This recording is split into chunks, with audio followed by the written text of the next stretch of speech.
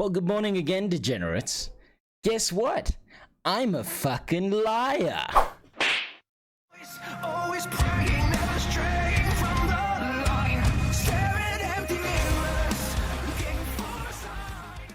Now, ladies and gentlemen, you're probably looking at this handsome face, this luscious beard, and thinking, "Wow, look at this. There's no way this guy's a fucking liar." Well, guess what? I fucking am, and this is why. Next time, we'll probably be taking a look into another one of the dev diaries. So, instead of doing the dev diaries, which we will get to, this just came out, and I just couldn't leave it alone because it gave me a little bit of a semi there, just a bit of one. So today, I'm going to be giving you my thoughts, my opinions, and hopefully you'll give me some of yours in the comments below on the March to Battle Factions tab of the website. We're going to be reading through this, and like I've said many times before, this is all for the people who are too lazy to read through this, who are too busy, who they just don't have time in the day, or, you know, you're having a fat wank while I'm reading. I don't know. I don't pretend to understand humanity. The things you people enjoy sicken me. But anyway, let's get into it. March to Battle Factions, February 27th, 2020. So this is a fresh new release. This is fresh out the pipeline, hot out the turd pocket. So let's see what they've got to say. Factions are powerful organizations locked in the struggle to control Aeternum. After reaching a particular milestone during the early parts of your adventure, you must choose a side in this conflict. As you adventure, you will be introduced to these three factions: the Marauders, the Syndicate, and the Covenant. Each faction has a set of principles and a unique motivation for wanting to control Aeternum. So obviously this is now part of your motivation to battle against each other. This is one of your core mechanics, is the factions. Now, I'm a little bit worried about the factions because, as far as I'm aware, if you go into a server, you're only allowed to create one character, and once you hit level 20 and pick a faction, you're locked into that faction. That's got me a little bit worried, because what if you've got some friends who end up in a different faction? Then you can't play with them. There's no interaction that can happen there. But aside from that, I really like the idea of there being three. I really like the idea that it's not just two forces against each other. We've seen that to no end. So let's take a look at what we got here. The first faction we seem to have here is the Marauders. The Marauders are a ruthlessly military force bent on establishing a free nation where anyone with the strength to do so can prosper and profit. So Americans. Okay, we've got Americans. The Syndicate is a secretive organization of boundless guile and intellect in search of forbidden knowledge to usher in a new age of enlightenment. Okay, so the Illuminati. So we've got the Americans and we've got the Illuminati. And finally, the Covenant is a fanatical order that has charged itself with cleansing the land of heretics and defilers so that its true holy nature can flourish and justice can be restored. Okay, so we've got the Americans, we've got the Illuminati, and we've got Crusaders. I'm already liking that choice. I think all three of them look cool as fuck. I have to admit that this isn't the first time I've seen this page. It's the first time I'm reading this page, but I have seen some teaser images of what the Marauders, the Covenant, and the Syndicate look like, and I think they look cool as fuck. When we made the decision to remove always-on, open-world, full loot PvP from New World, it was not a decision to remove player versus player combat from the game. In fact, we wanted to focus it, to create stakes that everyone in Aeternum could invest in, even if they aren't directly interested in PvP themselves. Now, I do think this is a bit of a broad reach to be going for that big of a market audience. I think they should have focused down on the PvP, maybe dialed back those systems, but I can't complain too much because, well, they've kind of reneged on some stuff and they've given us a lot more details to work with on the PvP, so I'm liking what I see so far. The three factions form the spine of PvP gameplay in Aeternum.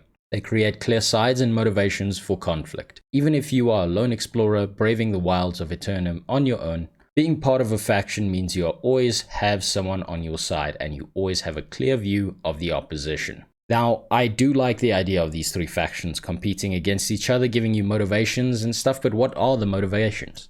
What are the purposes for these conflicts? I have a lot more questions around this game than I do have negative comments, just because, well, the devs have been kind of vague, and I wonder if they're doing that on purpose, leaving just the little details on the surface for everyone to figure out for themselves. While anyone in a faction can opt into PvP while adventuring for some added excitement, danger, and bonuses, the ultimate goal for any company should be to enable its faction to control as much of Eternum as possible.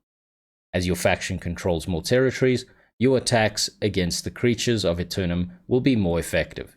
You will find higher quantities of resources when gathering, craft equipment at higher base qualities, and find yourself luckier when looting.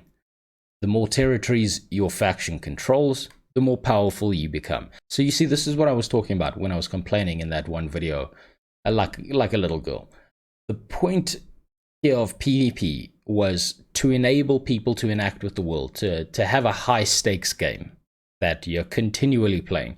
So these bonuses that you're giving players, we're finding yourself luckier when looting, or having higher base qualities for your crafting, I want those to be significant. I don't want these to be like a 1% increase. This should be like maybe a 10% increase. They should have enough of an effect that people want to keep PvP on and kind of pigeonhole people into interacting with the world. Now, I don't believe that would constitute forced gameplay because, hey, you could just turn it off and maybe you want to. Maybe you're only in it for the PvE, but once you choose a faction, you are free to create or join a company in your chosen faction. Choosing a faction shouldn't be taken lightly, as your decision will be locked. That's why you have the opportunity to explore the game and the social landscape on the server before you make your decision. Now, I do like the idea of making sure you have to be level 20 before you join a faction, because it does give you some idea of exploration before you lock yourself in. But my issue is, what if one of your friends comes in this game and you're already level 30? You've picked a faction, you've decided, and it kind of locks you out of playing with certain players. Especially if there's going to be like an overwhelming majority in one faction, and then just no one else picks the other factions. I mean, that might even be a server tactic, because you've got 1,000 people in one server, right? What if you get those 1,000 people to all decide on one faction? That way you all get the benefits. You would essentially eliminate PvP from the game entirely, but you would get all the benefits for PvE. What happens then? Is there a faction locking system? Do you prevent certain people from joining certain factions when the other populations are higher? Because then the same problem arises, where your friend has to kind of wait until accessibility to your same faction shows up. There's a lot of questions there. I mean, this is just a surface view of this. I don't know. I'm hoping they have solutions to this. Every time I've thought about these things or had a question, and I've kind of gone deeper into it, they do kind of have a solution, at least for most of it. After selecting a faction, you can accept missions from your faction representative in any settlement and complete them in exchange for rewards. Factions offer specialized equipment, act as a source of income, and are the group you work with to wage war on other territories to expand your faction's control of Eternum. While a company is responsible for the day-to-day goings-on of a territory, that company's faction is ultimately the one in control. If your company wants to conquer a territory occupied by an opposing faction, it must declare war on that territory. In order to declare war, the territory your company seeks to conquer must be vulnerable. A territory is not vulnerable to a declaration of war unless it has been sufficiently undermined by an opposing faction. Okay, so now we've got a system here again. You can see a little capital on the word undermined, which means that we've probably got a system where it's going to be a bar that fills up over time. You complete certain tasks that undermines the opposing faction's control, and then you can declare war on them. I like that because it can give people the time to prepare, can give people from that same faction the time to say, okay, now is when I want to go in. Now is when I'll want to be there, right? Because they know that war is coming soon.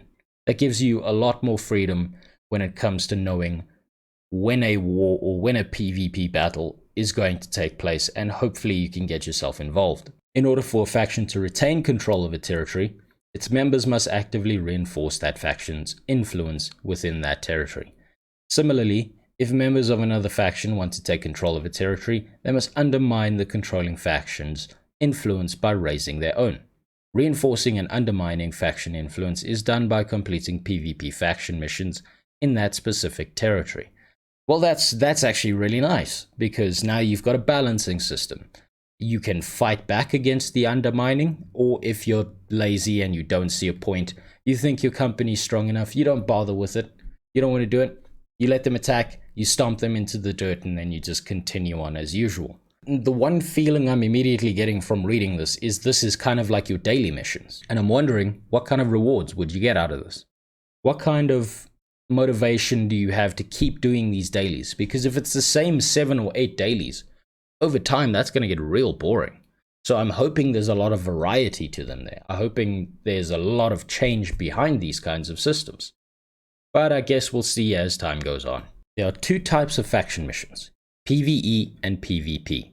PvE missions ask you to do things like defeat creatures, craft supplies, or stockpile resources. Completing a PvE mission rewards faction currency, which can be used to purchase faction-specific equipment and items. Okay, so that's how you can buy items, that's how you can afford your tax. Those are your dailies to complete, just to make sure that you're not poor as fuck. PvP missions ask you to do things like recover tactical information, deliver critical messages or items to another territory, or patrol an area for opposing factions. Accepting a PvP faction mission will also flag you for PvP, as it should be. Unflagging yourself will automatically abandon the mission. Dying during your PvP mission will cause you to fail it, and you'll have to go back and accept another. In addition to rewarding faction currency, completing a PvP mission also generates influence for your faction within that territory. As mentioned above, generating influence for the controlling faction of a territory reinforces its control, while generating influence for a faction that is not in control undermines the controlling faction and brings the territory closer to being vulnerable to a war declaration. So it's kind of a balancing act here, where everyone can come into your settlement, and now you've got to kind of fight back against another faction which would try their best to undermine you. So from my perspective at least, it would be real difficult to hold on to your settlement itself if you've got a large population of people from other factions. Because now you've got 2 other factions that continually undermine you, and I don't know how they're going to balance that out. I don't know how would you take the smallest faction in the game that has a little bit of territory, and how do you prevent them from getting the hell stomped out of them by the largest faction on that server?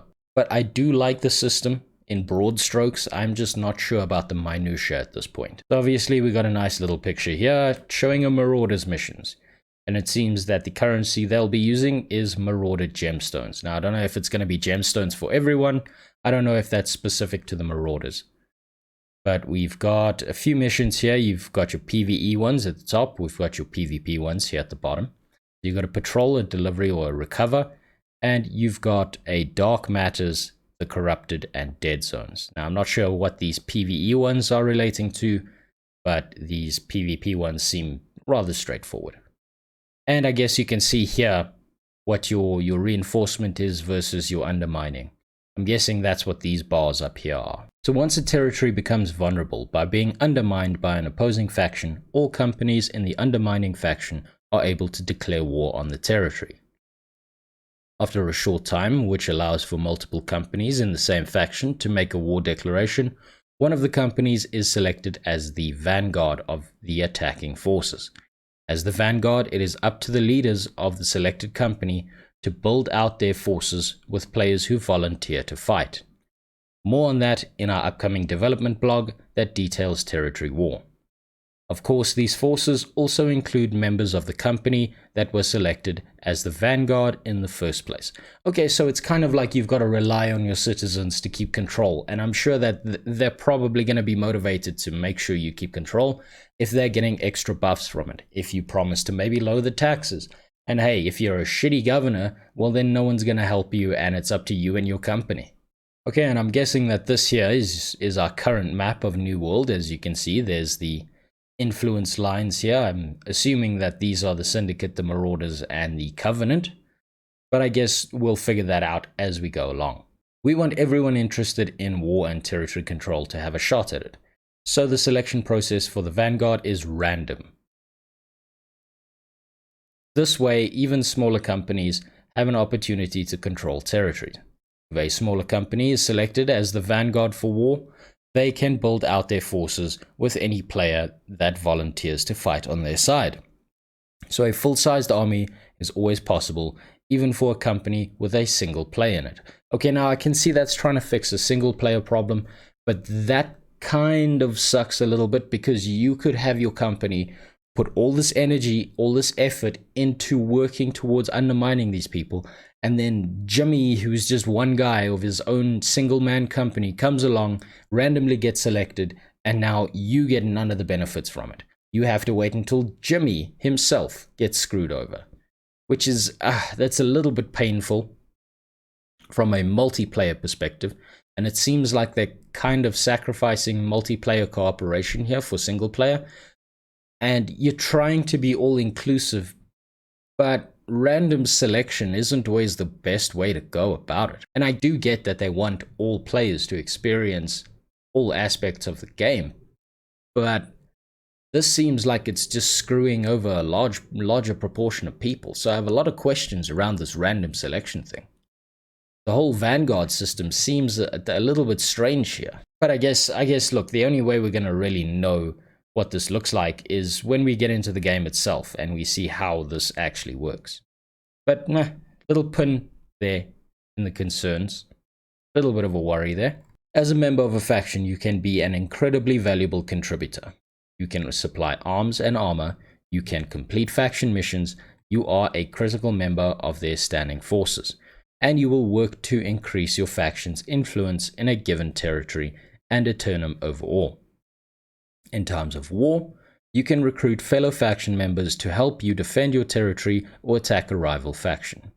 You cannot declare war against a company in the same faction as you. But if you don't like how that company is governing a particular territory, you can always choose not to help them defend. Okay, so that's what I was talking about earlier in one of my previous videos, is that it seems like if you end up with a governing system that you don't like, it works in your benefit to screw them over, right? So larger communities kind of win over smaller communities here. I mean, if you've got a larger company than someone else and they go to war, you can actually screw them over, make sure that someone else takes over, because then your large company stands a better chance of holding on to that territory later. So that's a little bit of a balancing act there. I'm not sure how they're going to pull it off, but I mean, these devs don't seem to be idiots. I'm a little bit worried about their direction for the game, because they keep doing the flip-flop between PvP and PvE. But hey, I mean, they've added in a lot of elements. They're trying to make the game better. I think that this game needs to grow into its shoes. Eventually, it's going to find its way forward. For now, everything's kind of a little bit amorphous. So your faction choice impacts your play experience, positively and potentially even negatively. The three factions that are in conflict over Eternum are directly competing with one another for resources, power, and influence. This means that over time, one faction might fall into a last place of sorts. To avoid that feeling like a total defeat, we've been careful about tuning the benefits of being in a faction that controls the majority of the territories, while paying extra attention to making the factions that control fewer territories feel like underdogs, not the losing side. No matter who is winning in the moment, we've built the system in a way that makes strong comebacks an exhilarating part of the game. Okay, that's good to see. That's good to hear. It's good to know that if you're in the smallest faction, you're not eternally screwed over. It's not like you've picked the wrong side and, well, that's your problem because now you can't turn back. I do hope that they do implement a faction change system, but I hope they make it a very costly system, a very costly way to change sides. Because at the moment, if you're locked into a faction, it kind of locks you out from playing with certain people and making new friends within those groups. Now, I do like the majority of what I'm seeing here. I do see a lot of potential here, and I do see very good, well-polished systems. I do have a few points of concern there that I have pointed out, but these seem kind of minor. Like, all of these things I'm complaining about or pointing out that are concerns are kind of minor. But I guess we'll see how relevant the things that I'm concerned about are once we get in game. For now, though, it's just conjecture. This is still just the surface. We can't really go any deeper into this. For now, though, all these concerns that I'm giving you are just the surface. So I guess we'll see when we get there. But that's going to be it for today. That was the March to Battle Factions tab. I hope you enjoyed watching. I hope you have a great day. I hope everything goes your way. But it's time now for you and I to bugger off. I'll see you in the next one.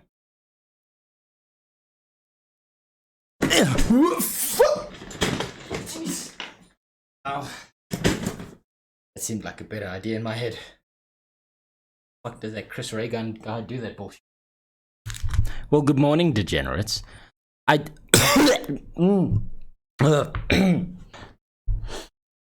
hate being sick. Just open up my system files and uninstall my life. Come on, we can do this. We can. Okay.